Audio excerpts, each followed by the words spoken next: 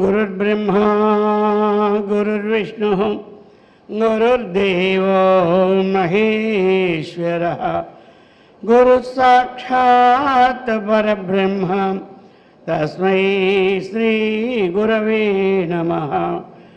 ओम शंकरं शंकराचार्यं केशवं बादरायणं सूत्रभाष्ये कृत वंदे भगवन्तो पुनः पुनः। ओम युक्ताहार विकाराय विविक्तस्थलवासिने मलयालयतीन्द्राय ब्रह्मनिष्ठाय ते नमः। ओम कृष्णं कमलपत्राक्षं पुण्यश्रवणकीर्तनं वासुदेवं जगद्योनिं नौमि नारायणं हरिम्। ओम सर्वमंगलमांगल्ये शिवे सर्वार्थसाधिके शरण्ये त्र्यंबके गौरी नारायणि नमोस्तुते। ओम सहनाववतु सहनौ भुनक्तु सह वीर्यं करवावहै तेजस्विनावधीतमस्तु मा विद्विषावहै। ओम शांति शांति। हरि ओम तत्सत्। ओम भस्माभिषेकमहितकरा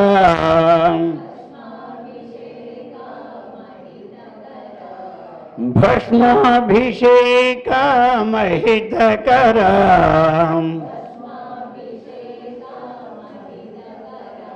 भस्म विभूषिता सुंदरा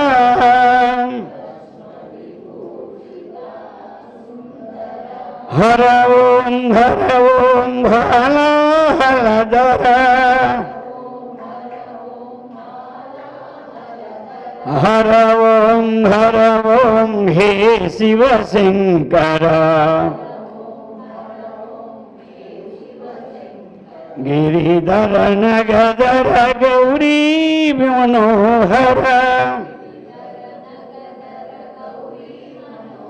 गिरिधर नगधर गौरी मनोहर चंद्रशेखर जटाधरा भस्माभिषेकमहितकरा भस्म विभूषिता सुंदरा। गोपाल कृष्ण भगवान की, सद्गुरु महाराज की, जगदम्बा माता की। हर नम पार्वती पते हर हर महादेव। पवित्रात्म स्वरूपुलగు प्रियात्म बंधुవులారా, శ్రీమద్ శంకరాచార్య విరచిత శివానందలహరి 3వ శ్లోకం. త్రైవేద్యం హృద్యం త్రిపురహరమాద్యం త్రినయనం జటాభారోధారం చలతూరగహారం మృగధరం మహాదేవం దేవం మయి సదయభావం పశుపతిం చిదాలంబం సాంభం శివమతి విదంభం హృది భజే. శివమతి విడంబం హృది భజే త్రైవేద్యం హృద్యం త్రిపురహరమాద్యం త్రినయనం జటాభారో బుధభారోదారం చలత్ ఉరగహారం మృగధరం మహాదేవం దేవం మయి సదయభావం పశుపతిం చిదాలంబం సాంబం శివమతి విడంబం హృది భజే. ఆచార్యుల వారు ఆ సాంబ సదాశివుని ఈ విధంగా ప్రార్థిస్తూ ఉన్నారు. వారు ఏ విధంగా ప్రార్థించారో మనం అలాగా నేర్చుకోవాలని ప్రార్థన ఇంకేమీ లేదు. యద్యదాచరతి శ్రేష్ఠ తతదేవే తరోజన. కాబట్టి వారు చేసే ఎవరు ప్రతి వారు చేసే స్తోత్రాలన్నీ మనం ఆ విధంగానే చక్కగా భక్తిభావంతో చేస్తూ ఉన్నాం. అలాగే మరి ఈ స్తోత్రాలన్నీ ఇన్ని రకాలు వారు అన్నిటినీ సమానంగా చూసుకొని వెళ్ళారు. ఎవరు? ఆచార్యులు వారు. వారికి శివుడు లేదు, విష్ణువు లేదు, దేవి లేదు, గణపతి లేదు, అన్ని స్తోత్రాలు. అది అందరిలో ఉన్నది ఒకటే కాబట్టి ఇంక వారు అది ధైర్యం అన్నమాట. వ్యత్యాసాలు ఉన్నవారికి భయం అన్నమాట. ఏమో నేను వారిని పూజించి వీరి స్తోత్రం చేస్తే వారేమనుకుంటున్నాను భయం అదనమాట. ఏంట్రా నా దగ్గర ఎన్నాళ్ళు ఉండి భక్తుడు ఇప్పుడు ఎవరి భక్తుడైనా అడిగేస్తాడు కోపం వస్తుందేమో దేవుడికని కొందరు అలాగా సంకుచిత భావాలతో ఉండిపోతారు. వికాసాలు రావు. అందుచేతనే ఈ యొక్క వేదాంతం ఎప్పుడు చదువుతుంటే అప్పుడు వికాసం వస్తుంది. లేకపోతే అది విడబారిన మొగ్గలాగే ఉంటుంది అనమాట. అర్థమైంది బుద్ధి అది. అందుచేత ఇప్పుడు స్తుతిస్తున్నారు విశేషణాలతో. త్రైవేద్యం అది వేదవేద్యం అంటారు. వేదత్రయీ పరానంద తత్వార్థజ్ఞాన మంజస చెప్తున్నారు కదా. వేదత్రయీ పరానంద తత్వార్థజ్ఞాన మంజస అని. అందుచేత వేదత్రయీ వేదం ఏమిటది? 3 వేదాలు. మొట్టమొదటి ఒకటే వేదం, తర్వాత 3 వచ్చినాయి. 3 వేదాలంటే ఏ వేదం తీసేయాలని మళ్ళీ ఇప్పుడు వస్తుంది అనమాట. అందులో ఉన్నవి 4 కదా, ఇందులో ఏది తీస్తే 3 అవుతాయని. అందుకే వరుసలోనే 3 యథాసంఖ్యం. కాబట్టి ఋగ్వేదము, యజుర్వేదము, సామవేదం. అది ఆ తరువాత ఏమిటంటే ఈ 3 వేదాల్లో ఉన్నటువంటివి కొన్ని విభజన చేసి అది అంతా ఒక సబ్జెక్ట్లా ఉందని చెప్పి మళ్ళీ వేదవ్యాసుల వారు దానిని 4గా మళ్ళీ విడదీశారు. కాబట్టి మొట్టమొదటి ఉన్నదంతా అంతా రాసి ఒక్కటే. తర్వాత ఏమిటది 3 వేదాలుగా భావించి అది చేసుకున్నారు. ఇంక ఇదన్నీ మొత్తం అన్నీ అటు ఇటు అన్నీ చేసి మొత్తం దేనికి దానికి ఈ రుక్కులకు ఆ రుక్కులు విభాగం చేసేసి సామవేద రుక్కులు సామవేదానికి, యజుర్వేదం రుక్కులు యజుర్వేదానికి, ఋగ్వేదం రుక్కులు ఋగ్వేదం తీసేసి ఇంకా ఏదైతే తంత్ర యంత్ర మంత్ర రాజకీయ వ్యవహారాది విషయాలన్నీ ఉన్నాయో ఇవన్నీ కలిసి అధర్వవేద గది పెట్టేశారు. అర్థమైంది కదా. అది ఉన్నటువంటి ఉపనిషత్తులు అందులో ఇందులో అన్నీ ఉంచారులేండి. 4 వేదాలు. 4 వేదాల్లో మాత్రం 4 ఉపనిషత్తులు ఉన్నాయి. 4 వేదాలకి సంబంధించి 4 మహావాక్యాలు. అన్నీ వాళ్ళు మహా తెలివితేటల వారు కదా. మరి అది లేకపోతే ఉప్పు లేక రుచి పుట్టగా నేర్చుంటే భాస్కర అన్నాడు. ఎందుకు ఎంత వంట వండితే ఏమి లాభం? ఎవరికో బీపీ ఉన్నోళ్ళకి ఆనందం, కానీ లేకపోతే ఉప్పు అయిపోతే ఎవడు తింటాడా? ఉప్పు లేక ఆ విధంగా ఆమె ఏ వేదంలో అయినా మూలమైన ఆత్మతత్వం లేకపోతే దానికి ఏం రుచి ఉంటుంది? అందుకే వాళ్ళు మొత్తం అన్నింటిలో ఉప్పు ఉంచుతూనే ఉంటుంది అనమాట. కాబట్టి ఈ ప్రకారముగా త్రైవేద్యం చక్కగా ఆ 3 వేదాల్లో అన్నీ ఏది అంత వేద్యం, వేదితం యోగ్యం వేద్యం, తెలుసుకోవడానికి యోగ్యమైనటువంటివి అది యోగ్యము. వేద్యం, వేద్యం అంటే తెలుసుకోదగినది అది. అటు వేదవేద్యం అంటే తెలుసుకున్నవాడు వేదవేద్యుడు. హే వేదవేద్య. కాబట్టి వేదములన్నీ చక్కగా తెలుసుకున్నవాడా అని అన్నమాట. అందుచేత ఒక దగ్గర ఒకలాగా ఉంటుంది, అంతస్తుని బట్టి ఆ యొక్క కూర్పు ఉంటుంది. తర్వాత కొంత భాగం పైకి వెళ్ళేసరికి వేదానికి ఏమి ఇంకా తెలుసుకోవడానికి భిన్నం లేనటువంటిది వేదమే ఏమి అతడే వేదం. ఇప్పుడు వేదానికి ఆత్మకి భిన్నమేమీ లేదు. అయితే కొంతవరకు ఒక వ్యక్తి విశేషణాలు చెప్పేటప్పుడు వారు ఎలాంటి వారని చెప్పాలి అంటే దాని యొక్క విశేషణాలు చెప్పాలి. అందుకనే ఇప్పుడు వీరు ఎలాగా వేద్యం. ఇప్పుడు మనమే మన హృదయం నుంచి వచ్చిన విషయాలు మన పుస్తక రూపంలో రాసేసాం. ఇప్పుడు మరి మనము ఆ పుస్తకానికి ఏదో ఒకటి పెట్టుకున్నాం పేరు, అర్థమైంది కదా, ఆధ్యాత్మిక వేద్యం అని పెట్టుకున్నాం. ఇప్పుడు మనకి దగ్గరికి వచ్చి ఆధ్యాత్మిక వేదవేత్త అని అంటారు, అర్థమైంది కదా, అది సహజం అన్నమాట. కాబట్టి ఈయన వేరు, ఆధ్యాత్మిక వేదం వేరు కాదు, ఈయనతోనే వచ్చినాయి అవి, పిల్లలు పిలుస్తారు. అందుచేత అలాగనే పరమాత్మ నుంచి పుట్టినవి ఏమిటి వేదములు. వేదముల కంటే పరమాత్మ భిన్నము కాడు, పరమాత్మ కంటే వేదములు భిన్నము కావు. అందుచేతనే వేద్య అన్నీ ఆయన వేదవేద్యుడు. తగ్గిన వాళ్ళందరూ మనం నేర్చుకున్న తర్వాత వాళ్ళకి నేర్చుకోవాల్సిన పని లేదు, ఎంచుకోవడం మరెందుకు, వారి నుంచి వచ్చినవే కదా, వారికి తెలుసు ఈ చట్టం అంతా. అది అందుచేత అటువంటి త్రైవేద్యం, త్రైవేద్యం 3 వేదాలు చక్కగా తెలుసుకున్నటువంటి ఆ సాంబశివుడు అని అర్థం అన్నమాట అక్కడ. ఇక హృదయం, హృదయం అంటే ఏమిటి, హృదయం. హృదయమందు చక్కగా అందరూ కూడా ఈశ్వర సర్వభూతానాం హృదయసేర్జున తిష్టతి. ఎందుకంటే ఆ ఉదాహరణ చెబితే చక్కగా ఆ హృదయాకాశంలో ఆ పరమాత్మని దర్శించడం అన్నమాట. దర్శించడానికి యోగ్యం అంటే హృదయం. ఏమంటారు కొంతమంది ఈ మనస్సు మంచిదిగా ఉండంటారు, కొంతమంది నీ హృదయం బాగుండాలంటారు. రెండిట్లో అంతరం ఏమిటి, వాడి హృదయమే బాగులేదురా అంటారు ఒక దగ్గర.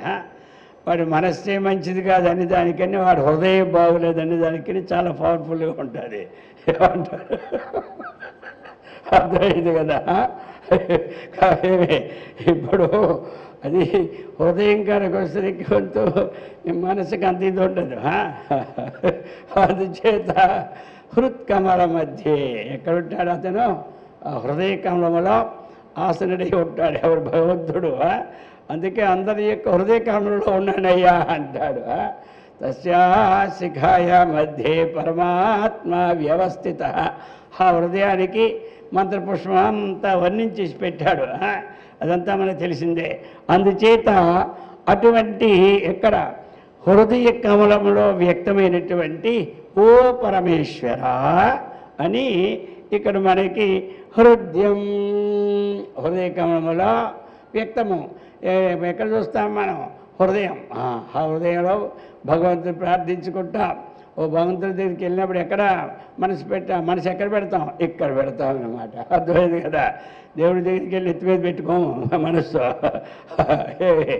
ఆయన ఎందుకు ఇక్కడ పెట్టుకుంటా, దేవుడా నువ్వు నా దగ్గరే ఉన్నావు, అయినా నీ దగ్గరే నేను వస్తుండాలి అప్పుడప్పుడు. అర్థమైంది కదా. మన దగ్గరికి ఇప్పుడు బంధుత్వం కలవాలి కదా. అప్పుడింట్లో వాడు ఉంటే ఇంకేమిడా, వాళ్ళింటికి వీడిపోవాలి, వీడింటికి వాడిపోవాలి. అందుకప్పుడు నువ్వు నా హృదయంలో ఉన్నా అప్పుడు నీ దగ్గరికి నేను రావాలి. అందుచేత హృదయ కమలంలో చక్కగా వ్యక్తమవుతాడు భగవంతుడు అన్నమాట. అది ఏదో ఒక చెప్పాలి కదా, ఏదో కమలం, హృదయ కమలమో నాభి కమలమో ఏమి, అలాగే ఆజ్ఞాచక్రమో ఇది. అందుకే ఇక్కడ హృత్పుండరీకం అని పేరు.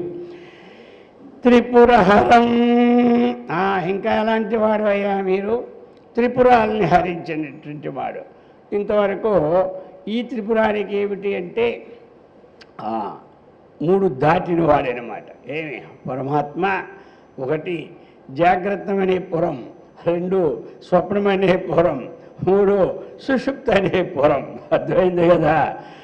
కాబట్టి ఈ త్రిపురాల్ని హరింపచేస్తాడు. ఏం చేస్తాడు అతడు, హరింపజేసేస్తాడు. అంటే ఏమిటి, ఈ జాగ్రత్త స్వప్న సుషుప్తులలో ఉన్నంత వరకు కూడా దైవ దర్శనం ఎవరికి కాదు. ఈ మూడింటిని దాటాల, ఈ మూడింటిని దాటాల. మరి దాటాలంటే ఏమి? ఎవరి వశం? ఆయన అనుగ్రహం ఉండాలా. ఏమి? ఆ భగవంతుడి అనుగ్రహం ఉంటేనే దాటగలం. ఈశ్వరానుగ్రహాదేవ పుంసాం అద్వైత వాసన అంటే తురీయ వాసన. అద్వైత కదా భగవంతుడి, అతని యొక్క అనుగ్రహంతో మనకేమైపోద్ది? ఈ మూడు అన్నమాట. ఇప్పుడు త్రిపురములు ఇంకా మూలం. దీనికి ఇంకా గూఢార్థం ఏమిటంటే త్రిపురాలు అంటే ఒకటి మనకి స్థూల శరీరం ఒక పురం. నవద్వారే పురే దేహి నైవ కుర్వన్ నకారయన్. ఈ నవద్వారంలో నేనే ఉంటాను, కానీ నైవ కుర్వన్ నకారయన్, నేనేమి చేయమని చెప్పను, ఏమి చెయ్యను అంటారు. ఇది ఒక కిటికల్ పాయింట్ అనమాట. అర్థమైంది కదా? ఇది అంతా చేస్తారు కానీ బయటికి కనపడ్డండి వాడు ఇంట్లోనూ. అసలు వీడే అన్నీ నడిపించేది. వీళ్ళకి వాళ్ళకి తగులు పెట్టేది, వాళ్ళ ఇంటికి వెళ్ళకుండా చేసేది, వీళ్ళింటికి వెళ్ళి మళ్ళీ బయటికి ఏం పెద్దమ్మ బాగున్నావా అని అంటాడు వచ్చే. ఇది ఎలా ఉంటుందంటే ఏమి పెద్దమ్మ చూస్తుంది, చేస్తే ఈ మాట అనేసరికి కొంచెం కోపం ఉంటుంది. బాగున్నారా బాబు అంటుంది, ఏమి అంటుంది కానీ లోపల మాత్రం అంటే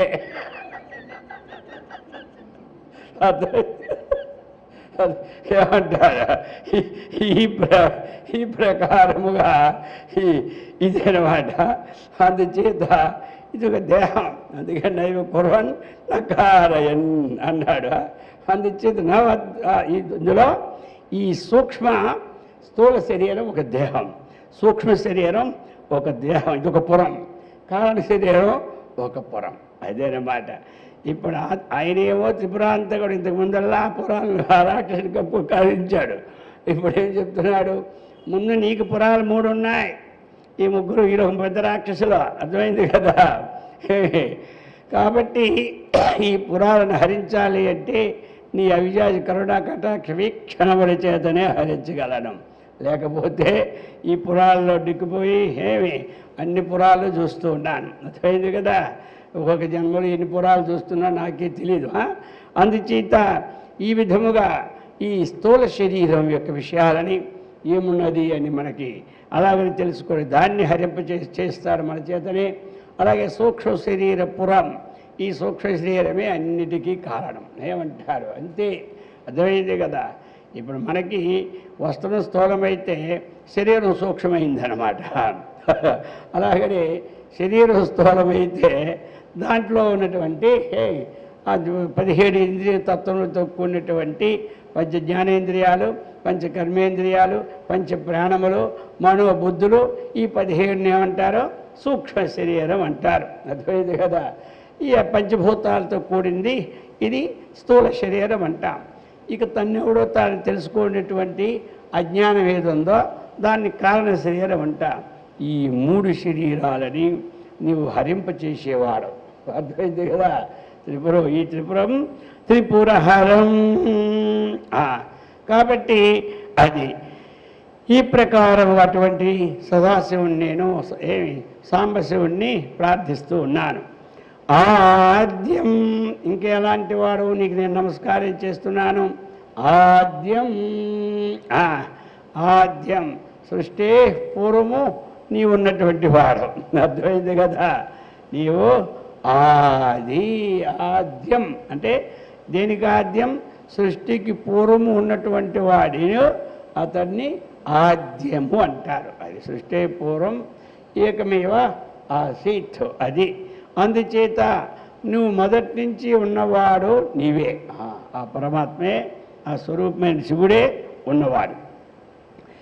ఇంకా చెప్తూ ఉన్నారు ఇక్కడ త్రినయనం. త్రినయనం, త్రినయనం అంటే ఏమిటి? ఇవి 3 నేత్రాలు అన్నమాట. అర్థమైంది కదా? ఈ 3 నేత్రాలు శివుడికి ఉంటాయి. అందులో కుడి నేత్రం సూర్యుడు, ఎడమ నేత్రము చంద్రుడు అన్నమాట. ఈ 2 ఎల్లప్పుడూ ఉంటాయి. ఇక ఏదైనా సరే ఈ 2 ఇలాగనే ఉంటాయి. వీటి వల్ల ఏమీ లేదు. ఏదైనా లోకానికి ఎక్కువ తక్కువ జరిగేటప్పుడు అప్పుడు 3వ నేత్రం తెరుస్తాడు. అర్థమైందా? ఎల్లప్పుడూ తెరిచి ఉంచడు. ఆ మూడో నేత్రం అన్నటువంటిది అది అగ్నిస్వరూపం అన్నమాట.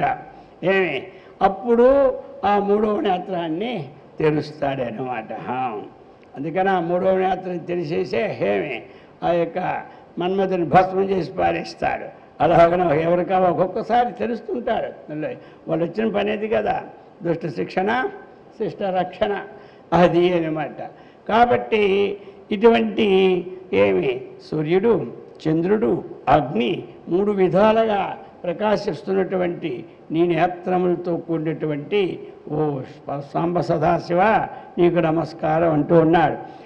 జటాభారోదారం, ఇంకా ఎలాంటిది అదినో జటాజూటం, అది భారమైనటువంటిది, దాన్ని ధరించినటువంటి వాడేనమాట ఇతడు. అందుచేత ఎప్పుడు జటాజూటాన్ని చక్కగా ధరించినటువంటి పరమశివునికు నమస్కారములు. అలాగా చలత్ ఉరగహారం, ఇది అనమాట. ఇప్పుడు మనం అందరము శివుడు వేషం వేసామనుకోండి, అది ఆ ఉరగం ఏంటి? అచలత్తు, అర్థమైంది కదా. మనం వేసుకున్న పాము అచలెత్తం,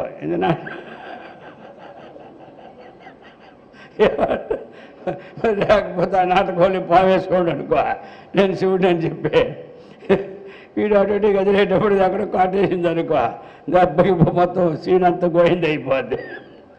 అయినా అందుచేత ఏం చెప్తున్నాడు ఇక్కడ, చలతో చెల్లించుతున్నటువంటి ఉరగహారం, నీకు చలత్ అంటే చెలిస్తున్నటువంటిది అంటే కదులుతున్నటువంటి పాము, అదే నువ్వు హారంగా.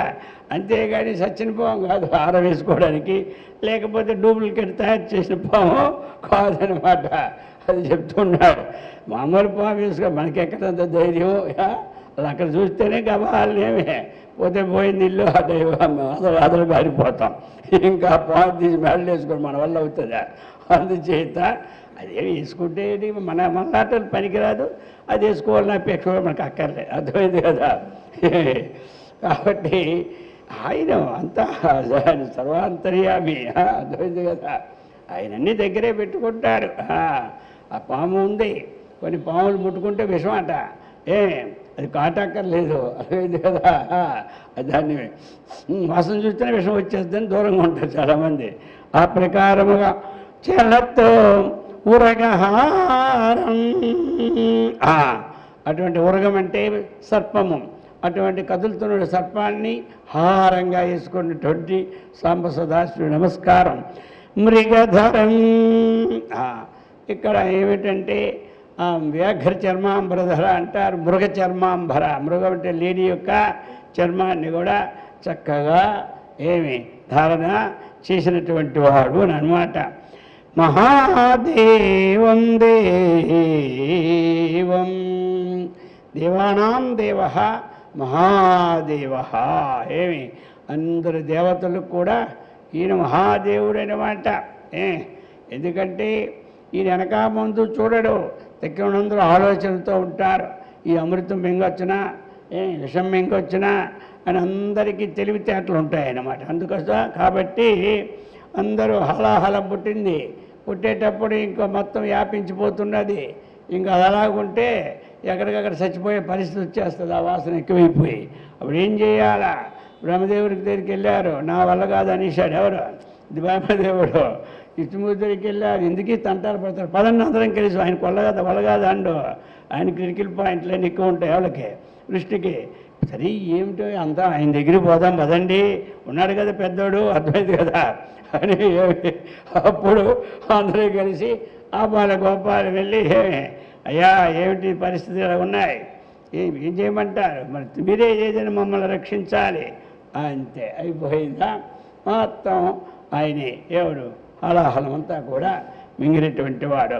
అటువంటి అందుచేతే దేవానాం దేవ, దేవదేవుని చింతించు దినము దినము, చక్రహస్తుని ప్రకటించు చదువు దేవుని చింతించే దినము దినం అన్నాడు. దేవతలందరూకి దేవుడు ఎవడు? పరమాత్మ. అటువంటి మహాదేవుడు. కాబట్టి మహాదేవం దేవం హృది భజే, హృదయం మీద నమస్కారం చేస్తున్నాను అంటారు. అలాగనే మయీ సదయ భావం, ఇంకా చెప్తున్నా మహాదేవం దేవం సదయ భావం. ఎలాంటి వాడు అంటే ఇక్కడ అతడు దయేన సహవర్తతే ఇది సదయ. ఎవడు దయతో కూడి ఉంటాడో వాడిని ఏమంటారు? సదయ. సాన్నిదేమిటి? సహా, దయతో కూడినవాడు. అది అందుకు సదయభావం. దయాభావము విశాలముగా ఉంటుంది. సముద్రం ఎంత విశాలంగా ఉంటుందో ఆయన భావం ఏంటి? దయానిధి. ఆ దయానిధి, నిధి అంటే సముద్రం అన్నమాట. అర్థమైంది కదా? దయకు మహాసాగరం లాంటి వాడు అతడు.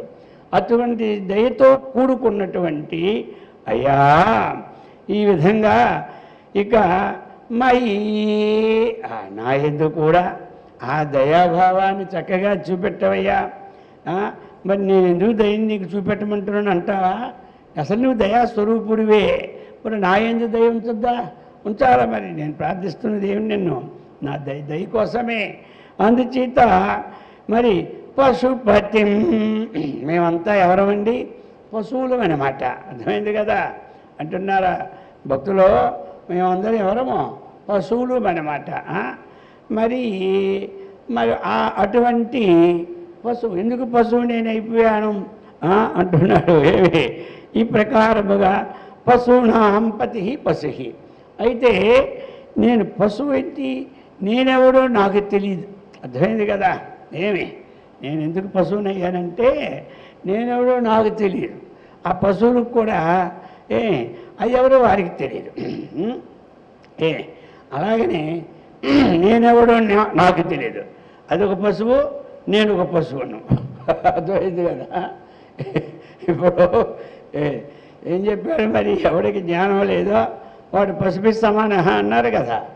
ఆహార నిద్ర భయమైథునాని సామాన్యమే తద్ పశుపి నరాణం. నరుడికి మరి పశువులకి ఆహారము నిద్ర భయం అన్నీ ఒకటే. ఇంకేమిటో ఎక్స్ట్రా? ధర్మేణ హీన పశుభి సమాన, అథవా జ్ఞానేన హీన పశుభి సమాన. రెండు ఉన్నాయి. ఈ రెండు కూడా మొట్టమొదటి ధర్మం ఉండాలి, తర్వాత జ్ఞానం రావాలి. కనీసం జ్ఞానం లేకపోయినా, ఆత్మజ్ఞానం లేకపోయినా ధర్మమైన ఉండాలి కదా లోకంలో. అర్థమైంది కదా? అందుకే ధర్మేణ హీన పశుభి సమాన, అథవా జ్ఞానేన హీన పశుభి సమాన. అందుచేత అహం నేనెవన్నో నాకు తెలియదు కాబట్టి అందుకు మయి నాయంది. ఎందుకు అంటే చెప్పారా, మయి అని సప్తమి ఏకవచనం, అహం అనేది ఏకవచనం. అందుచేత పశూనాం పతి, నీవెవరవు? ఈ పశువులందరికీ అధిపతివి. మరి నేనెవరినో? నేను పశువునే. అందుకే పశువు అన్నప్పుడు అందరూ అర్థం ఏం చేసుకోవాలి తెలుసా? జీవులని చేసుకోవాలి. అర్థమైంది కదా? ఎటు మాటికి మనం అందరం పశువులైతే ఎందుకు ఇక్కడ నుంచి లోపల ఎందుకు బయటనే పెట్టవచ్చు కదా అని మళ్ళీ అనుకో దేవుడు. అర్థమైందే? మనం అందరూ ఎవరమో పశువు అంటే పశ్యతీతి పశువు. ఏదైతే చూస్తూ ఉన్నదో కళ్ళతో దాన్ని ఏమంటారు? పశువు అంటారు. మరి మనం చూస్తున్నామా లేదా కళ్ళతో లోకాన్ని? మరి అది చూస్తుందా లేదా? అందుకు దృష్టి ప్రేక్షణే. కాబట్టి పశ్యతీతి పశువు. అందుకు ఈ ప్రకారముగా పశువులు జీవులు అన్నమాట. జీవులన్నిటికీ అధిపతి, అదొక విశేషణం. ఇంకా ఏం స్ఫురింపజేస్తాడు ఇతను? అహం, నేనెవడో నేను తెలుసుకొని అజ్ఞానుడి కాబట్టి నేను ఒక పశువును. కాబట్టి నా మీద మరి అధిపతి నువ్వు కదా, ఎవడు చేస్తాడు? మరి ఇంట్లోనూ ఉన్న అధిపతే కదా ఇంటికి చూడాలా. వాడు ఇరుడైనా జడ్డోడైనా పని చేసినా పని చేయకపోయినా ఏమంటారు? మరి ఇంట్లో నలుగురు పుడతారు, అందరూ ఒకలా పని చేస్తారా? పాడా వాడంతా ఊరి షికారీలు వస్తుంటాడు. అర్థమైంది కదా? మొత్తం వాడికి పెట్టాలి వీడికి పెట్టాలి భోజనం. అది మరి ఎందుకంటే తల్లికి అందరూ ఒక్కటే. ఏదో పనిచేసి తెచ్చి పోయి ఇవన్నీ లాభ నష్టాలు పట్టించుకోదు. అర్థమైంది కదా? ఆవిడికెట్టి 9 మాసాలు కన్నా నా గర్భం నుంచి వచ్చాడు కాబట్టి నాకు ఎవడైనా ఒక్కటే అనమాట. ఒక ఇంట్లో 4 అన్నదమ్ములు ఉన్నారు. ఆ 4 అన్నదమ్ముల్లో ఒకడు మాత్రం పనికి పరారు, తిండికి తయారనమాట. అర్థమైందా? ఇక పాప వస్తాడు, వచ్చింది 3 అంటారు. వాడికి 25 ఏళ్ళు వచ్చినాయి. ఇంతవరకు ఏమి సోమరిలా తిరుగుతూనే ఉన్నాడు. నువ్వు భోజనం పెట్టడం మానే ఈ రోజు నుంచి, చక్కగా ఏమి వాడు బాగుపడతాడు అని నలుగురు కూర్చున్నాడు అంటుంటారు. అలాగే అంటారు. వీళ్ళ వాళ్ళ రోజు పనిలేక వాడిని పక్కకు పిలిచింది వెళ్ళిపోయాక, నాయన నీకు ఒక విషయం చెబుతున్నాను, నువ్వు రేపటి నుంచి వాళ్ళతో కలిపి రాకు, వాళ్ళకన్నా ముందైనా వచ్చి తినేసి వెళ్ళిపో అంతే. లేకపోతే ఏమి వాళ్ళు వెళ్ళిపోయాక తిను, నీకు వడ్డించినవాడు విషయమైతే ఎక్కడ కూర్చున్నా పర్లేదు, తర్వాత కూర్చున్నా పర్వాలేదు. ఎందుకు వడ్డించేవాడు మనవాడే, వాడికి తెలుసు. మళ్ళీ మా ఫ్రెండ్ వస్తే లడ్డూలు 3 లడ్డూలు ముందే తెచ్చి పెడతాడు అక్కడ, తర్వాత వచ్చేలకు అయిపోయి విని పెడతాడు. ఆ బాధలే. అందుచేత ఈ ప్రకారముగా అని చెబుతుంది. ఆ విధంగా ఏమిటంటే మరి తల్లికి ఎంత దయ ఉండా చూడు మరి. అలాగనే మరి నేను అజ్ఞానిని, ఓ పశువు లాంటి వాడును, నా ఎందుకు కూడా నీ దయని ప్రసారింప చెయ్యు అని చెప్తూ ఉన్నాడు. పశుపతిం చిదాలంబం. ఇంకా ఎలాంటి వాడు నీవు? చిదేవ ఆలంబం చిదాలంబం. కాబట్టి చిత్ అంటే ప్రకాశమాన స్వరూపమైనటువంటి జ్ఞానస్వరూపమైనటువంటి స్వరూపమే ఎప్పుడూ ఆలంబనంగా ఉంటావు. మా అందరికంటే 66 ఆలంబనాలు ఉంటాయి. అర్థమైంది కదా? మీకేమిటి? ఒకటే ఆలంబనం. జ్ఞానమే ఆలంబనము, ప్రకాశమే ఆలంబనము. అటువంటి జ్ఞానప్రకాశ ఆలంబనంగా ఉన్నటువంటి మీరు నాకేం చేయాలి? నా అజ్ఞానాన్ని పోవడానికి తగినటువంటి జ్ఞానాన్ని ప్రసాదింప చేయవయ్యా ఈశ్వర అని వేడుకుంటున్నారు. ఇంకా ఎలాంటి వారు? సరే, సాంబం అంబయా సహవర్తతి ఇది సాంబ. అమ్మతో కూడుకున్న వారిని ఏమంటారు? సాంబుడు అంటారు. అంబ, సా ప్లస్ అంబ సాంబ, సా ప్లస్ అంబ, ఎదురికి సవర్ణ దీర్ఘం వచ్చి సాంబ. అంబయ సహవర్తతే ఇది సాంబ. కాబట్టి సాంబుడు అనేసరికి అమ్మగారు, అయ్యగారు, అర్ధనారీశ్వరులు కదా, ఇద్దరు పేర్లు వచ్చేస్తాయి. అది సాంబ సాంబ అంటుంటే సాంబ సదాశివ, సాంబ సదాశివ, సాంబ సదాశివ, సాంబ శివో అద్భుత విగ్రహ అమరాధీశ్వరని పాటలు ఇవన్నీ. అందుచేత అటువంటి అంబైనటువంటి జగదంబతో కూడుకున్నటువంటి ఓ శివా చెప్తున్నారు. సాంబ శివం. ఇంకా ఎలాంటి వాడువయ్యా నీవు? లోకంలో ఎల్లప్పుడూ కూడా ఏమి మంగళ కార్యములు చేసేవాడు, మంగళ స్వరూపుడు. ఈ లోకానికి శివం మంగళం అది అన్నమాట. అందుకే శాంతం శివం. శివం అంటే ఆత్మ, శివం అంటే మంగళం. నీవు ఇక్కడ ఏం ఉపాధిని వర్ణిస్తున్నారు కాబట్టి ఆ విశేషణాలతో అటువంటి శివం అందరికీ మంగళాన్ని ఇస్తున్నావయ్యా. ఈ అజ్ఞానం మీద కూడా కొంచెం నీ మంగళ ప్రసాదము ప్రసాదించు అని వేడుకుంటున్నాడు. అర్థమైంది కదా? శివం. అలాగని అతి విడంబం.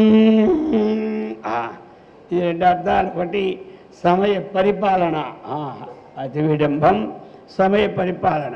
ఇంకా ఏమిటి? సమయాన్ని బట్టి వేషాలు వేస్తుంటాం ఇవాళ.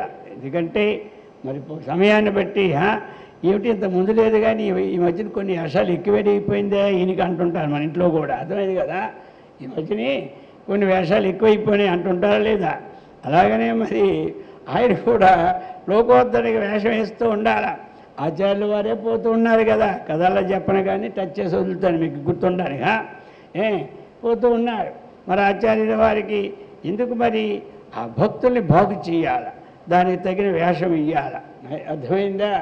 అందుకని అప్పుడు అక్కడ ఏ వేషం వేశారు? పరమశివుడు చండాల వేషం వేసుకెళ్ళాడు. అర్థమైందా?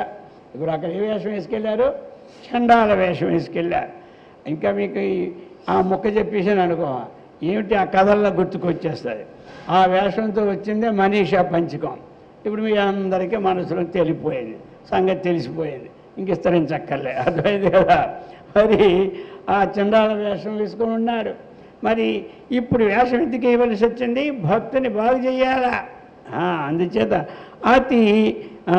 అతి విడంబం, అది మతి కాదు, శివం అని విడదీసి అక్కడ అతి విడంబం, శివ పక్కన పెట్టి మతి విడంబం అనుకోకూడదు. అర్థమైంది కదా. శివం అతి విడంబం, సమయానుసారము కలవాడు. మరి అక్కడ ఎప్పుడైతే ఆయన ఆ చండా అంటే అనేక వేషాలు, ఇప్పుడు ఎన్ని మరి ఇవే, ఇప్పుడు నామకం చదువుతున్నాం, శ్యామకం చదువుతున్నాం, శ్రేయచ్చమే వశచ్చమే ప్రియంచమే అను కామచ్చమే శ్యామచ్చమే సౌమనసచ్చమే భద్రంచమే అని ఇంకోటి ఉన్నాయి. ఇవన్నీ ఒక్కొక్క భావాలు. అర్థమైంది కదా. శివుడు భావాలు అనమాట. అందుచేత ఇటు ఆ ప్రకారముగా ఆ వేషం వేసుకోవడం వచ్చిన తర్వాతే కదా శంకరాచార్య వారు కొంచెం ఆపాటి పోయింది. అద్వైతం చూసారా మరి. ఈ విధంగా హతి విడంబం పశుపతిం, ఈ విశేషణలతో కూడినటువంటి అటువంటి పశుపతిం హృదిం భజే, అటువంటి సాంబమూర్తిని, అటువంటి మంగళస్వరూపుణ్ణి అయినటువంటి ఆ భగవంతుని ఎక్కడ హృది, చివరిలో మీకు లాస్ట్లో ఉంటుంది హృది భజే. ఈ విశేషములతో కూడినటువంటి ఆ పరమేశ్వరుని నేను హృదయంలో భజిస్తున్నాను. అందుచేత ఈ విధంగా మనకి ఈ 3వ మంత్రం అనేది మనకు జరిగిపోయింది. ఇక ఇప్పుడు 4వ మంత్రం. సహస్రం వర్తంతి జగతి విబుధా క్షుద్ర ఫలదా నమన్యే స్వప్నే వా తదనుసరణం తత్కృత ఫలం హరి బ్రహ్మాదీనామపి నికట భాజాం ససులభం చిరం యాచే శంభో శివ తవ పదాంభోజ భజనం. సహస్రం వర్తంతే జగతి విబుధా క్షుద్రఫలదా నా మన్యే స్వప్నే వా తత్ అనుసరణం తత్కృతఫలం హరి బ్రహ్మాదీనాం అపి నికటభాజాం అసులభం చిరం యాచే శంభో శివ తవ పదాంభోజ భజనం. ఇప్పుడు మరలా భక్తుడు లేక ఆచార్యులు, మనమే ఏమిటి భక్తులమా, అలా భక్తులుగా ఇప్పుడు ఎలా ప్రార్థిస్తున్నాడు అంటే, అయ్యా, ఎందుకంటే ఒక్కొక్క దాంట్లో ఒక్కొక్క జ్ఞానాన్ని కలుగు చేస్తూ ఉంటుంటారు. ఆ పదాలలో ఉన్న విశేషం అదనమాట. అందుచేత ఏం చెప్తున్నారు ఇక్కడ, జగతి, ఈ ప్రపంచంలో, ఈ ప్రపంచం అంటే ఏమిటి, మొత్తం వస్తాయి 14 భువనాలు కూడా కలిసి ఏమైనాయి, ప్రపంచం. ప్రపంచం అనేసరికల్లా ఇక్కడే కాదు మంది, మొత్తం ప్రపంచం తీసుకోవాలి. కనబడుతున్నది మనకేమో ఉన్నటువంటిది ఈ లోకాలన్నీ 14 లోకాలు. ఈ 14 లోకాలని ఏమంటారు, ప్రపంచము. సాటికట్లో అంతా కలిపితే లోకం అనుకున్న పర్వాలేదు, మళ్ళీ విడదీస్తే అప్పుడు ప్రపంచం మొత్తానికి రావాలి. అటువంటి జగతి, ఈ జగత్తునందు, ఈ ప్రపంచమునందు అంటున్నాడు భక్తుడు ఇక్కడ, క్షుద్ర ఫలదాహ విభుదా. అర్థమైంది కదా. ఎలాంటిదంటే క్షుద్ర ఫలాలు, అల్ప ఫలాలు, అల్ప ఫలాల కోసము విభుదా. అందరూ ఇచ్చిన వాళ్ళు ఏం ఫలాలు ఇస్తారయ్యా, అందరూ అల్ప ఫలాలు ఇచ్చేవాళ్ళే. అర్థమైంది కదా.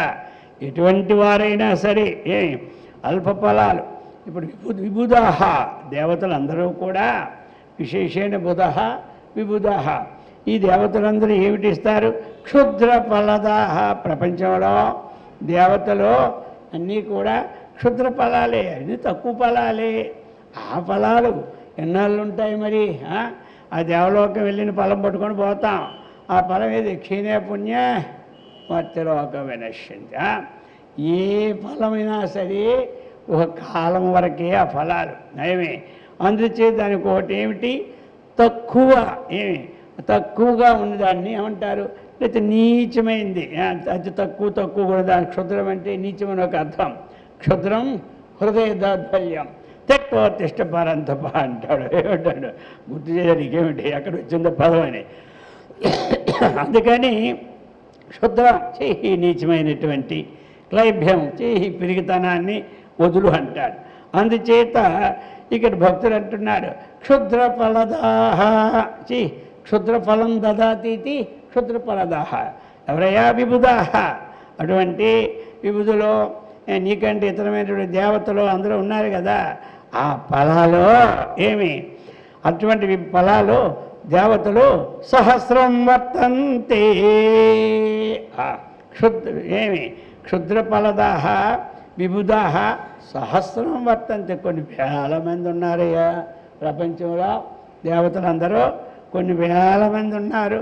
వారు ఇచ్చిన ఫలాలు కూడా ఎలాంటివి, శుద్ధమైన ఫలాలు. ఆ ఫలాలను మాత్రం అర్థమైంది కదా, నేను మాత్రం స్వప్నేవా తదనుసరణం తత్కృత ఫలం నా మన్యే. ఎలా చెప్తున్నాడు చూసారా భక్తుడు, ఆచార్యుల వారు. వచ్చే ఆ ఫలాలు రావాలని జాగ్రత్త అవస్థ కాదు, స్వప్నావస్థలో కూడా నేను తలంచను. ఆ క్షుద్రమైనటువంటి ఫలాలు రావాలని నేను స్వప్నే ఆ స్వప్నంలో కూడా నేను తలంచాను. ఇంక స్వప్నంలోనే తలంచిపోయి జాగ్రత్త ఏం నడుస్తాడు మొఖం, అర్థమైంది కదా. ఆ ఫలాలు కావాలని నేను స్వప్నంలో కూడా తలంచను, అటువంటి వారిని సేవించను. ఎందుకు ఆ ఫలాల కోసమే కదా నేను వారిని జీవించాలా, అందుచే చెబుతున్నాడు. నేను అది సేవించను, నేను అహం నా మన్యే, అవి నేను కోరను. అక్కడ ఏంటి అర్థమో, ఆ ఫలాలను నేను కోరను. ఏంటి, ఎక్కడ కోరను, స్వప్నంలోనూ కూడా కోరను. అంటే జాగ్రత్తలు ఏం కొడతాడా, అది విశేషం వేశాడు, అర్థమైంది కదా. స్వప్నంలోనే స్వప్నంలో కూడా వారు నా కంటికి కనబడుకుంటూ ఉండాలండి అంటే అది కూడా చేయగలడు. స్వప్నంలో కనబడుకుంటూ ఉండాలంటే, జాగ్రత్తలో కంటికి కనబడుకుంటూ ఉండాలంటే వాడు ఇంటికి వచ్చినప్పుడు పక్కింటికి పోరా అంటాం. కానీ అర్థమైందా, ఎవడైనా ఇంట్లోకి మన చిత్రం ఒకడు ఉన్నాడు కానీ పిల్లడో లేకపోతే వాళ్ళు ఎవడొకడు అనుకునే ఉదాహరణ, వీడు నాకు కనబడకూడదు అంట, వీడు నాకు స్వప్నంలో కూడా కనబడకూడదంటే స్వప్నంలో కనబడి చేయగల పని, అర్థమైంది కదా. జాగ్రత్తగా కనబడకుంటే పక్కన పెట్టండి, ఎవరే బాబాలు వస్తూ వెళ్ళిపోయిందా నువ్వు మూలకి వెళ్ళిపోరా అంటారు కొంతమంది, అర్థమైంది కదా. ఈ 10 నిమిషాలు ఆ మూలు ఉండు, తర్వాత వచ్చింది కానీ అది వేరే మాట. స్వప్నంలో కూడా నాకు కనబడకూడదు, వాడి స్వప్నం మనకి కనబడకూడదు అని మనకి మంత్రశక్తులు యంత్రశక్తులు ఏమున్నాయి అయినా సరే, అంటే అర్థమని చెప్తున్నాను. కాబట్టి స్వప్నంలో కూడా నేను అలాంటి దేవతా ఫలాలని, ఇంకోటి తదనుసరణం, అటువంటి ఫలాలని అనుసరించను. ఫలాలను ఇచ్చే వాళ్ళని కూడా నేను అనుసరించను. ఫలం రావాలంటే ఒకటి అనుసరించాలి కదా, ఎవరిని అనుసరిస్తేనే ఫలం అసలు వరకు వచ్చేది. ఒక చెట్టును అనుసరించుకొని ఆ చెట్టుని బాగా పెంచితే ఆ పండ్లు మనకు వస్తాయి. ఇక నేను దాన్ని అనుసరించను అంటున్నాడు ఈయన, అర్థమైంది కదా. అలాగా అంటే చెట్టు అంటే చెట్టు కదా, మనుషులు కూడా చేత. ఇంకా అంటున్నాడు తత్కృత ఫలం, ఎవరిని ఏ దేవతనైతే అనుసరిస్తానో ఆ దేవత వల్ల వచ్చే ఫలం కూడా నాకు అవసరం లేదు, నాకు అది చెప్తున్నారు అవసరం లేదు. నా మన్య అంటే భావించేదను, తలంచేదను, అభిషేకరించేదను, ఇవన్నీ ఉంటాయి. నా మన్యే, స్వప్నంలో కూడా నేను అవి తలంచను. ఇంకా స్వప్నంలో కూడా నేను వాటి అనుసరాన్ని నేను వెళ్ళను. స్వప్నంలో కూడా నేను తత్కృత ఫలాన్ని ఆశించను. స్వప్నంలోనే ఆశించనంటే జాగ్రత్తలు ఆశిస్తాడా చెప్పాలా మళ్ళీ? లేకపోతే సుషుప్తులను ఆశిస్తాడా, లేకపోతే వచ్చే జన్మలో ఆశిస్తాడా? ఏమీ లేదు. మరి అంత గట్టిగా భక్తుడు ఉన్నాడు చూడండి. ఎందుకంటే ఇవన్నీ జనరల్గా భగవంతుడు కూడా భగవద్గీత చెప్పాడు కదా, యో యాం తనుం భక్త శ్రద్ధయార్చితుమిచ్చతి తస్యా చలాం శ్రద్ధాం తామేవ విదధామ్యహం. అది తెలిస్తే కదా ఎక్కడి నుంచి వస్తుందో. పోనీ ఏదో దేవతకు పూజించని, ఆ దేవతకు నేనే కదా పంపుతుంటాను. అర్థమైంది కదా. ఎక్కడ మనం ఈ స్టేట్లో ఎక్కడ పని చేసినా మనకి స్టేట్ ట్రెజరీ నుంచే డబ్బు రావాలి. ఎక్కడ కూడా చేయలే, డబ్బు ఇచ్చేవాడు నేనే కదా, చేయని పని కావాలి మనకి. అర్థమైంది కదా. అలాగే భక్తుని యొక్క అభీష్టం నెరవాలి. అందుచేత ఆ ప్రకారముగా కామైస్తైస్తై హృతజ్ఞాన ప్రపద్యంతే అన్యదేవతా. ఎక్కడ చెప్పారు భగవద్గీతలో? కామైస్తై తై హృతజ్ఞాన ప్రపద్యంతే అన్యదేవతా. వారు వారి కోరికల ప్రకారంగా ఆయా దేవతలని ప్రపద్యంతే శరణ పొందుతూ ఉన్నారు. కానీ ఎవరెవరు ఏ విధంగా కోరిక ఏ దేవత దేవుడో ఆ దేవతని ట్రాన్స్ఫర్ చేస్తుంటే, ఇప్పుడు అంతా గూగుల్ పే కదా, అక్కడి నుంచి ఇక్కడ ట్రాన్స్ఫరు. ఇది పేలు ఎప్పుడో ఉన్నాయి, ఇప్పుడు బయటపడ్డాయి ఇవంతే. కానీ ఇవన్నీ అవే పేలు అనమాట. అక్కడి నుంచి నా భక్తులకు అంటున్నాడు, ఇచ్చేయి, నీ అకౌంట్ నుంచి ఇచ్చా, అకౌంట్లో ఇస్తారు. ఎవరా? పరమాత్మ. ఇంకా అక్కడి నుంచి వీడి అకౌంట్కి వచ్చేస్తుంది. ఎంతమంది నీ భక్తులు? 100 మంది. మనిషికి ఎంత ఇవ్వాలి? అంతా అందరికి ఒకలా కాదు. వాళ్ళు చేసే ఆరాధన బట్టి, వాళ్ళు చేసే జపం బట్టి, వాళ్ళు చేసే పూజ బట్టి దాన్ని బట్టి ఉంటుంది. అయితే అది నువ్వు చేసుకో, అది నాకు సంబంధమే లేదు. అర్థమైంది కదా. నీవు ఇంత ముందే క్వాలిఫికేషన్ చేసుకొని లెక్కలు వేసి నాకు అకౌంట్ చెప్పు, తర్వాత నాకు ఇవన్నీ పెట్టకు. అర్థమైంది కదా. ఎక్కువ తక్కువ అంతా నీదే. అక్కడ ఎక్కువ తక్కువ ఎవరు తీసుకునేవాడు లేడు. ఇక్కడ మర్చిపోతే జాబులు వేసేసుకుంటాం, కానీ అక్కడ ఎవరు కావాలి. అర్థమైంది కదా. వాళ్ళకి డబ్బులు పనే లేదు వాళ్ళకి. అర్థమైందా? అందుచేత అది చెప్తూ ఉన్నాడు మరి ఈ ప్రకారముగా. కాబట్టి క్షుద్ర ఫలదాహ విబుధాహ ప్రపంచంలో సహస్రం వర్తంతే. వేల కొలిది అన్నారు బాబు. వాళ్ళందరూ కూడా ఫలాలు ఇచ్చేవాళ్ళని పెట్టారు. మరి ఎక్కడికాడు పెట్టాలి కదండి. ఎక్కడ మళ్ళీ ప్రతిదీ అక్కడికి వెళ్ళి అడగాలంటే ఎవరు పడతాడు? ఇప్పుడు అందుకే దాని ప్రకారంగానే మనకు కూడా ప్రపంచంలో ఎక్కడికక్కడ ఏర్పాటు చేశారు. ఏమంటారు? పాలకులు కూడా అక్కడ ఇప్పుడు మరి ఇంతమంది ఉన్నారంటే దానికి కొంతమంది ఎమ్మెల్యేలని, కొంతమంది వాళ్ళని, ఎంపీటీసీలని, అలాగనే కొంతమంది ఇంకో మండలాధికారులు ఎక్కడికక్కడ పంచుతున్నారు లేదా? అన్ని డబ్బులు ఇవ్వాలంటే అక్కడికి వెళ్ళి తెచ్చుకోవడం ఎంత కష్టము రోజును. ఇప్పుడే సుఖంలో 1వ తారీఖు వచ్చేసరికల్లా సరే ఇదిలో ఇంటికి తెచ్చి ఇచ్చేస్తున్నారు. అర్థమైంది కదా. ఈ ప్రకారంగా అందుచేత సహస్రం వర్తంతే విబుధాః క్షుద్ర ఫలదాః ఉన్నారు. ఇంకా చెప్తున్నారు ఇంతవరకు. మరి నా మన్యే అంటే ఏమిటి?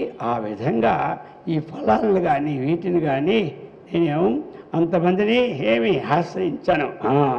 కానీ ఇప్పుడు మనం కథ వింటాం కదా, 30 దగ్గరలు గొయ్యి తవ్వినా వచ్చే నీళ్ళు ఒక దగ్గర తవ్వితే నీళ్ళు వస్తాయి అన్నట్టుగా. ఇప్పుడు ఇవి వస్తుంటే కొద్దిగా శలం గొయ్యిలు ఇంత గొయ్యిలు తవ్వుకొని నీళ్ళు తోటపోతుంటాయి, అది వేరే సంగతి. ఇక హరి బ్రహ్మాదీనామపి నికట భాజాం అసులభం. ఇంకా చెప్తున్నారు, అయ్యా తవ నికట భాజాం నీ సమీపంలో హరి బ్రహ్మ మొదటి దేవతలకు కూడా అంత సులభం నీ యొక్క అనుగ్రహం కలుగుతుందా అని చెప్తున్నాడు. అసులభం. సులభం అంటే తేలిగ్గా కలిగేది, అసులభం అంటే కష్టంగా కలిగేది. దుర్విజ్ఞేయం. విజ్ఞేయం అంటే ఏమిటి? జ్ఞేయం అంటే తెలుసుకోవడం, విజ్ఞేయం అంటే బావుగా తెలుసుకోవడం, దుర్విజ్ఞేయం అంటే కొంచెం కష్టంగా తెలుసుకోవడం. దురత్యయ. అత్యయం అంటే దాటడం. దురత్యయం అంటే కొంచెం కష్టతరంగా దాటడం. అలాగనే ఇక్కడ అసులభం. ఎవరికి అసులభం? హరి బ్రహ్మాదీనామపి తవ నికట భాజాం. తవ యొక్క సమీపాన్ని పొందడానికి హరి బ్రహ్మాదులు కూడా దుర్లభమయ్యా. అర్థమైంది కదా. అందుచేత చెప్తున్నారనమాట. తవ పదాంభోజ భజనం శంభో శివా. హే శంభో శివా. ఓ శంభో శివ, శివ శివ మహాదేవ, శంభో శంకర్ అంటాం కదా. అందుచేత శంభో అందరి క్షేమాలను చూసినటువంటి వాడు, అందరికీ సుఖాలు ఇచ్చినటువంటి వాడు, అందరికీ మంగళాలను ఇచ్చినటువంటి వాడు. అటువంటి తవ పదాంభోజ భజనం చిరం యాచే చెప్పేశాడు. నాకేం అక్కర్లేదు, ఏ ఫలాలు అక్కర్లేదు, స్వర్గాది ఫలాలు అక్కర్లేదు, ఈలోక ఫలాలు అక్కర్లేదు, ఇంకా కొన్ని జన్మల ఫలాలు అక్కర్లేదు. నాకెందుకే నాకేదో అవసరం ఉంటే కదా ఎవరిని నేను ప్రార్థించడానికి. ఆ ఫలాల సంగతి నాకు తెలుసు, అర్థమైంది కదా. ఆ ఫలం ఇస్తాయి, వాడికి అయిపోతుంది, ఉన్నది అనిపించాడు, మళ్ళీ దుఃఖమే, అంతే కదా. ఓ ఫలం అనిపించాలంటే సామాన్యంగా అనిపించగలమా? డబ్బులుంటే మాత్రం ఏమి లాభం? మనకి శరీరానికి రోగం వచ్చింది, ఇప్పుడు తినగలమా? తినలేవు. టీవీ తెచ్చి పెట్టుకున్నాం, ఇంచుమించు 2 లక్షల రూపాయలు ఎప్పటి నుంచో కూడబెట్టుకొని పెద్ద టీవీ కొనాలనుకో, అంత ఛానల్ టీవీ కొనినాడు, వచ్చింది కూడా. అది తెచ్చుకున్నాడు, మర్నాడు కళ్ళు లేవు, ఎదుట కోల్పోయినాయి. ఇప్పుడు ఇది చూడాలంటే ఏంటి లాభం? ఎదురుగా 2 లక్షల రూపాయలు టీవీ అక్కడ కనపడుతూనే ఉంది, కళ్ళు ఎన్ని డాక్టర్ దగ్గరికి వెళ్ళింది, ఇంకా నీ కళ్ళు బాగుపడవన్నారు. ఇప్పుడు దుఃఖమే. ఆ డబ్బు ఉంటుంది, ఇది లేకపోతే దుఃఖం, ఇది ఉండి అది లేకపోయినా దుఃఖం. అందుచేత నేను ఆ ఫలాల్ని ఆశించడానికి నాకొద్దు. ఆ బ్రహ్మాది దేవతలు కూడా నీ పాదాంబుజ సులభంగా ఉండవు కాబట్టి ఇప్పుడు నేను మీ కోరుకుంటున్నది ఏమిటి అంటుంటే అది అడుగుతున్నాడు భక్తులు లాస్ట్లో. ఏమి? తవ పదాంభోజ భజనం చిరం యాచే. చిరం అంటే చాలా కాలం. నేను ఎంతవరకైతే బతుకుతానో అంతవరకు నాకు ఇంకే ఫలాలు వద్దు, అర్థమైంది కదా. నీ పాదపద్మములు నేను ఎల్లప్పుడూ శరణ పొందినట్టు చెయ్యి. నీవే తప్ప ఇత పరం బెరుగా మన్నింపందగుంతీరు అని గజేంద్రుడు మొరపెట్టుకున్నట్టుగా నీవే తప్ప ఇతర నాకు ఇంకితర దేవతలు ఎవ్వరూ అవసరం లేదు, అర్థమైంది కదా. ఇతర ఫలాలు అక్కర్లేదు, ఇతరులను అనుసరించిన కర్మ కూడా నాకు లేదు. ఎందుకంటే నాకెందుకు ఆ కర్మ? అందుచేత సముద్రంలో స్నానం చేస్తే నదులన్నీ స్నానం చేసిన పుణ్యం వస్తుంది. నీ పాదాలు పట్టుకుంటే నాకు ఇంకేం కావాలి? దివ్య పాదారవింద చింతనామృతపాన మత్త విశేష చిత్త మేరీతి ఇతరంబు జహర నేర్చు అన్నారు ఎవరు? ప్రహ్లాదుడు. ఆ దివ్య పాదారవిందముల యొక్క అమృతాన్ని తాగి తాగి మత్తైపోయిన చిత్తమో ఇంకా ఇతర దేవతల పాదాలు, ఇతర మనుషుల పాదాలని చింతిస్తాడా? చింతించదు. అందుకు చెప్తున్నారు ఈయన కూడా అదే స్టైల్లో. తవ పదాంభోజ భజనం చిరం యాచే. అయితే కొంతమంది యాచ నేను అనుకుంటున్నాను, ఈ నెలలు ఈ చాతుర్మా 2 నెలలు నీ పాదాల దగ్గర నుండి ప్రసాదించండి నేను అనడం లేదు వాళ్ళు. అలాగే లేకపోతే ఏదో ఈ సంవత్సరం దక్షిణాయనం ఉత్తరాయణం అని కాదు. చిరం అంటే చాలా కాలం. అంటే నేను ఎంత బ్రతికి ఉంటానో అంతకాలము కూడా నీ పదాంభోజ భజనం తవ, నీ పాదార విందములు యందు ఆ భజనం అంటే శరణ్యం, అందులో గ్రోలినట్టు నాకు ప్రసాదించు అన్నటువంటి విషయాన్ని చెప్తున్నారు ఈ మంత్రంలో, ఈ యొక్క శ్లోకంలో. ఇప్పుడు మనం 5వ శ్లోకం. స్మృతో శాస్త్రే వైద్యే శకున కవిత గాన ఫణితో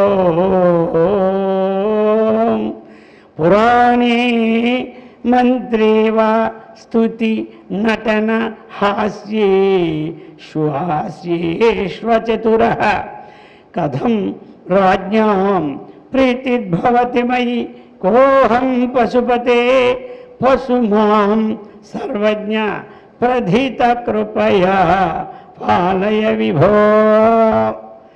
స్మృతౌ శాస్త్రే వైద్యే శకున కవిత గాన ఫణితో పురాణే మంత్రే వా స్తుతి నటన హాస్యేపి హాస్యేషు అచతుర.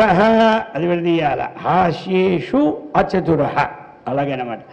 కథం రాజ్ఞాం ప్రీతి భవతి మయి కోహం పశుపతే పశుమాం సర్వజ్ఞ ప్రధిత కృపయా పాలయ విభో ప్రార్థిస్తున్నాడు.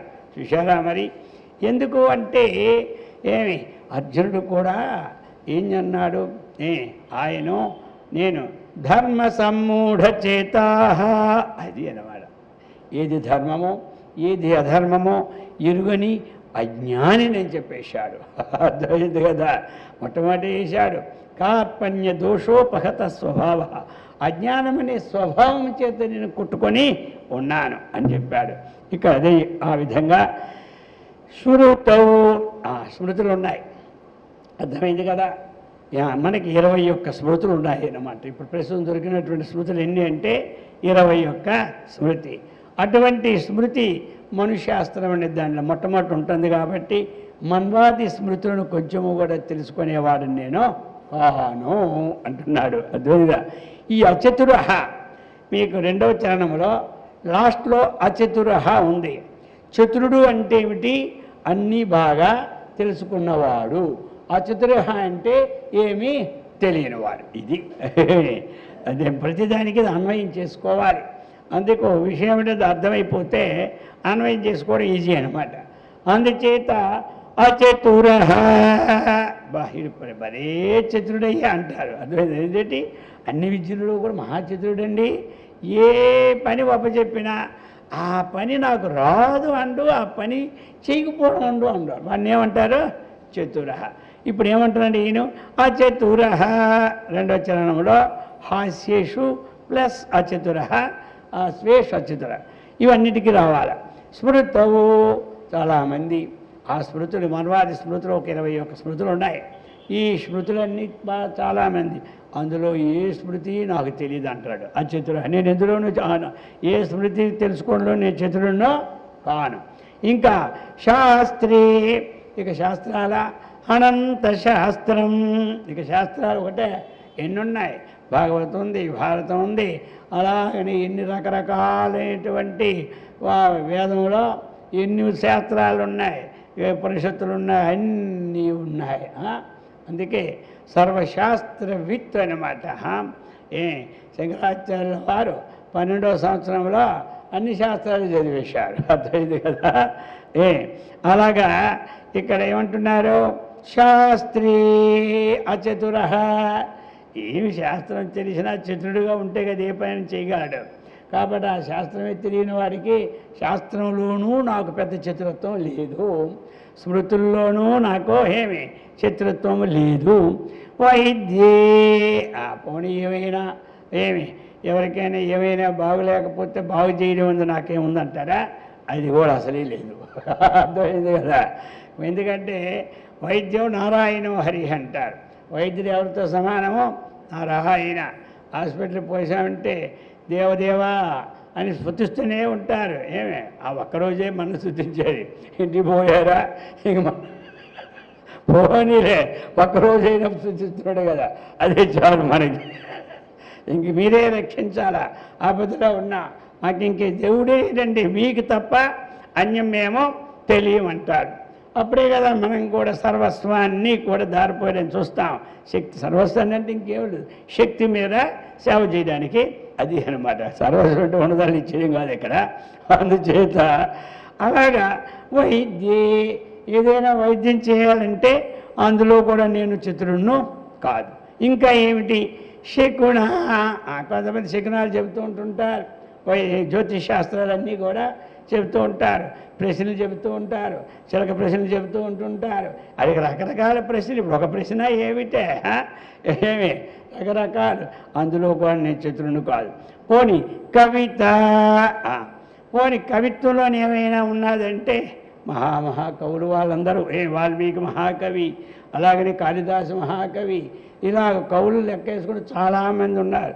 అటువంటి కవిత్వంలోనూ కూడా నేను అసమర్థుణ్ణే, చతురుణ్ణే. ఇక గాన పనితం, గాన పనితం. ఇంకా పోనీ ఏదైనా ఇందులోనే చతురుని అనుకుంటావా, ఇతరులు గానం చేసి ఇతరులను రంజింప చేయడానికి అందులో కూడా నాకేమీ లేదు. అర్థమైంది కదా.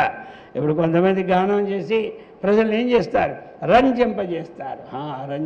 రంజయితీతి రాజా, ప్రజలు రంజింపజేసిన వాడిని ఏమంటారు, రాజు అంటారనమాట. అర్థమైంది కదా. రంజయితీతి రాజా. అందుచేత గాన పనిత. గాన పనిత అంటే ఏమిటి? గానం చేసి ఇతరులను రంజింప చేసినటువంటి శక్తి ఎందుకు అంటే నేను ఎవరన్నా ఆ చతురుడిని. ఇదన్నిటికీ అన్వయం చేసుకోవాలి. అలాగనే పురాణే, కొంతమంది పురాణం చెప్పారనుకోండి, ఘట్టంలో వాళ్ళు అన్ని రసాలు ఉంటాయి, నవరసాలు ఉంటాయి ఇందులో పురాణాల్లో. ఒక్కసారి ఒక్కరు పురాణం చెప్పారనుకోండి, వాళ్ళు వాళ్ళు వాళ్ళు ఏడుస్తారు, ఇతన్ని ఏడిపిస్తుంటారు. అదొక రసం. ఏమి విషాదంలో దుఃఖరసం, అదొక రసం అన్నమాట. ఇప్పుడు మన వాళ్ళు పురాణాలు ఏడిచిన ఏడకపోయినా సీరియల్ దగ్గర మాత్రం వాళ్ళు ఏడిచారంటే వీళ్ళు ఏడుస్తూనే ఉంటుంటారు. అర్థమైంది కదా? డబ్బులు తీసుకొని ఏడుస్తున్నాడు వాడు, డబ్బులు ఇచ్చి ఏడుస్తున్నారు వీళ్ళు అనమాట. అర్థమైంది? వాళ్ళేమో డబ్బులు తీసుకొని ఏడుస్తారు, వీళ్ళేమో డబ్బులు ఇచ్చి. అప్పుడే కదా రసాస్వాదం ఉంటుంది, లేకపోతే ఏముంటుంది? వాళ్ళు ఏడిస్తే మనం నవ్వుతుంటే ఏమి రసము? అర్థమైంది కదా? ఈ ప్రకారంగా వాళ్ళు ఒకసారి దుఃఖంలో ఉంటారు, మనకేంటి బోల్డ్ టెన్షన్లు ఉంటాయి. అది ఒకసారి ఎలాగుంటుంది, అందులో మహావిలాసమైన నవ్వులతో ఉంటుంది. అదేం చేస్తుంది మనకి? చక్కగా నవ్విస్తుంది అన్నమాట. ఏమే చూసారా మరి ఎంత? దానివల్లను పోనీ అలాంటిది ఏమి నాకు వచ్చంటే అసలు ఏ రాదు అంటున్నాడు. అర్థమైంది కదా?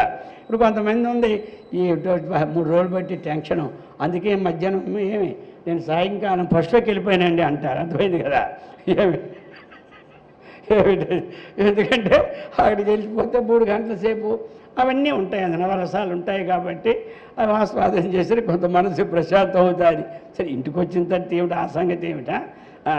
దూరం మొదలు ఆ పక్కనే అవన్నీ అక్కడ వదిలేసి మళ్ళీ ఇంట్లో అడుగు పెట్టామా, మళ్ళీ సినిమా ప్రారంభం.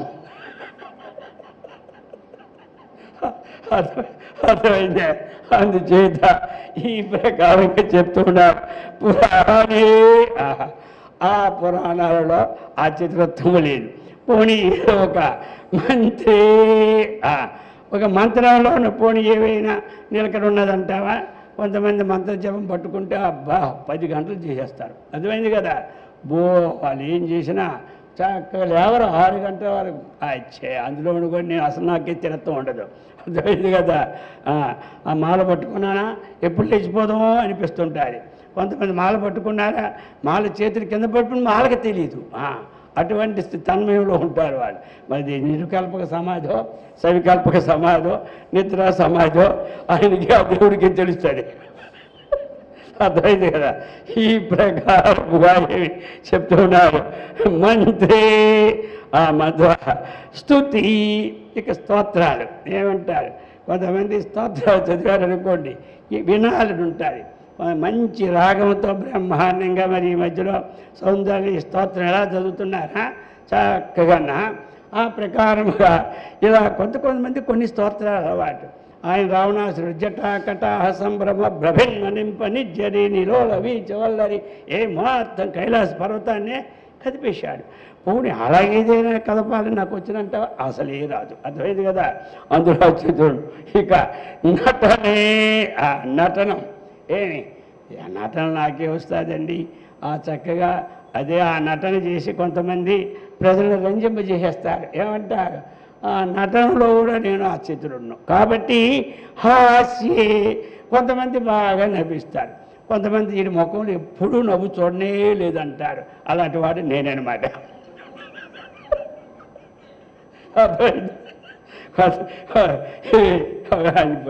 పళ్ళు ఎవడండి? అర్జునుడు ఒప్పుకున్నాడు అక్కడ, ఇక్కడ ఈయన ఒప్పుకుంటున్నాడేది. కాబట్టి దీనిలో ఉన్నవాడు పోనీ నాకు లోకంలో ఎవడైనా చేరదీస్తారంటావా? అచ్చే, ఎవడు చేరదీస్తాడు? మయీ అంటున్నాడు. మయీ రాజ్ఞాం ప్రీతి కథం భవతి. ఇక నా యందు ఎవరికైనా ప్రీతి ఉంటాడే? ఏది తెలియనివే, వీడు వెర్రివాడు రా, వీడితో మనకెందుకు అంటారు. కానీ ఇప్పుడు ఒక రాజుల ప్రీతి ఉండాలన్నా, ఓ పెద్దవాళ్ళ ప్రీతి ఉండాలి, ఏదో ఒకటి ఉండాలి కదా. అన్నిట్లోనూ నేను చిత్రుని కాదు కాబట్టి చెప్తున్నాడు అనమాట. మయి నా యందు కథం, ఆయన అడుగుతున్నాడు. రాజ్ఞాం ప్రీతి కథం భవతి, రాజుల యొక్క పెద్దవాళ్ళ యొక్క ప్రీతి నా యందు ఏ విధంగా ఉంటుందంటావు? ఉంటుందంటావా? శివ పరమాత్మ ఉంటుందా? ఉండదు. అందుచేత ఏమి నువ్వెవడో తెలుసా? పశుపతే, నేను ఎవడో తెలుసా? అహం పశు మాం పశు, నాలాంటి పశువుని ఇక్కడ అడుగుతున్నాడు. అర్థమైంది కదా? నువ్వయ్యా పశువులందరినీ రక్షిస్తున్నావు కదా, ఏమంటా? నువ్వు పశువులందరికీ అధిపతి అంటే జీవులందరికీ అధిపతి. ఇక్కడ అహం కహ, ఏమి చూసారా యోగిచ్చారు ఇక్కడ? అహం కహ, నేను ఎవడనో తెలియనటువంటి మాం పశుం, నాలాంటి పశువుని ఏమి అంటున్నారన్నమాట ఆచార్యుల వారు. ఇప్పుడు ఎంత దీనిగా ఇక్కడ వర్ణిస్తున్నారా? అహం కహ, ఇది అనమాట ప్రశ్న. రమణ మహర్షి ఏమంటాడు? అహం కహ, అహం కహ విజీకులతో నేనెవడిని, అది తెలుసుకో. అర్థమైంది కదా? అహం కహ సంస్కృతం, తెలుగులో నేను ఎవడను. ఆయన ఏమంటాడు? నువ్వు ఎన్ని తెలుసుకో, నువ్వు ఇక్కడ రాకపో, నువ్వు ఎక్కడట్టుండు, నువ్వేం తెలుసుకోవాలంటే ఏమి నేనే ఉండో తెలుసుకోమంటాడు. నీకు వద్దని చెప్పను, నా దగ్గరికి వచ్చి నేనే ఉండో తెలుసుకోకపోతే ఎందుకు? నువ్వు వచ్చింది వేస్టే, నేను ఉన్నది వేస్టే. నువ్వు అక్కడుండి తెలుసుకున్నావు అంటే నా దగ్గరే ఉన్నట్టు లెక్క. కాబట్టి ఇతను ఏమంటున్నాడు? అహం కహ, నేనెవడనో తెలియనటువంటి మాం పశుం, నాలాంటి పశువుని. అర్థమైంది కదా? కృపయా పాలయ విభో, మరి మీరు ఎలాంటి వాళ్ళు? నేను ఏమీ తెలియనటువంటి వెరివాడు, ఏమిటి అల్పజ్ఞుడు, మీరు ఎలాంటి వారు? సర్వజ్ఞ, మీకు అన్నీ తెలుసు, మీకేం తెలియంది లేదు. మీరెవరో? సర్వజ్ఞ, ఏమి మరి ఇంకా ప్రధిత, వేదముల ద్వారా మీరు చక్కగా ప్రతిపాద్య విషయముల ద్వారా ప్రకటితమైనటువంటి వారు, అటువంటి వేద ప్రసిద్ధుడనమాట. అక్కడ ప్రధిత అంటే వేద ప్రసిద్ధుడు, అందుచేతనే మీరేమిటి? సర్వజ్ఞుడనమాట. ఈ రెండు విశేషణాలు వేసి ఇప్పుడు ప్రార్థిస్తున్నాడు పరమేశ్వరుని. ప్రధిత, వేదాన్ని చక్కగా ఎదిగినటువంటి సర్వజ్ఞ, ఏమి సర్వజ్ఞుడు అయినటువంటి అహం కహ, నేనెవడనో తెలియనటువంటి పశుమాం, నేను ఒక పశువును కాబట్టి నన్ను కృపయా పాలయ విభో, హే విభో. విభో అంటే సర్వవ్యాపి అన్నమాట. విభుత్వం అంటే సర్వవ్యాపకత్వం. అటువంటి హే విభో పాలయ, ఎవరిని పాలించాలి? మాం పాలయ. అది ఈయన విశేషణాలు ఏమో వేసుకున్నాడు. ఇందులో ఏమిటి? ఏమీ తెలియనటువంటి కొంత అంటారు కదా, వీడు ఏమీ తెలియని వేరే దద్దామరా అంటారు కొంతమంది. మనవారు బాగా ఈ ప్రయోగం చేస్తారు కోపం వస్తే. అందుచేత ఈ ప్రకారముగా ఏమీ తెలియనటువంటి ఒక అజ్ఞానం నేను. పోనీ ఇక్కడంటే ఈ లోకంలో ఏదైనా తెలిస్తేనే 10 మంది పిలిచి ఏదో ఉంటుంది, అది తెలియదు నాకు. ఇంకా నాకు లోకంలో రాజుల దగ్గరికి వెళితే ఏదో కవిత్వం చెప్పాడు అనుకో, సరే వాళ్ళు మెచ్చుకొని ఏమైనా కొన్ని ఇచ్చేస్తే నాకు కొన్ని సంవత్సరాలు సరిపోతాయి, అది కూడా నాకు లేదు.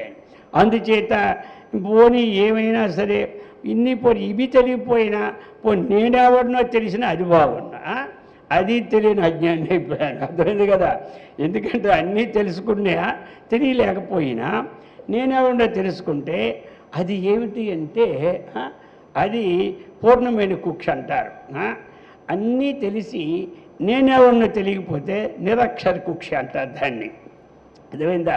ఇది పొట్ట చింపితే ఒక్క అక్షరమే లేదురా అంటారు కొంతమంది. అర్థమైందే?